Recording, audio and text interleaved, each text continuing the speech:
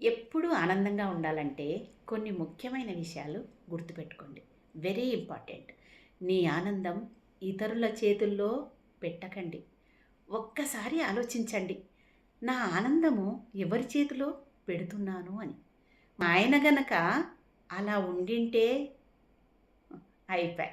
నీ ఆనందం మీ ఆయన చేతిలోకి ఎళ్ళిపోతుంది. నా కొడుకు గనక బాగా చదివి ఉద్యోగం చేసుంటే అయిపాయ్. నీ ఆనందం నీ కొడుకు చేతిలో పెడుతున్నావు. నేను గనక ఒక డిగ్రీ చదివింటే అయిపాయ్. నీ ఆనందం డిగ్రీలో చూసుకుంటున్నావు. నేను ఒక ఇల్లు కట్టుకోయుంటే అయిపాయ్.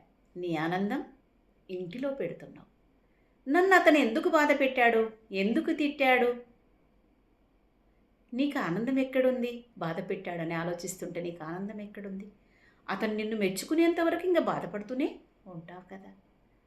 అందుకే నీ ఆనందం, నీ జాయ్‌ఫుల్‌నెస్, నీ ఉత్సాహం నీ చేతిలోనే ఉండాలి.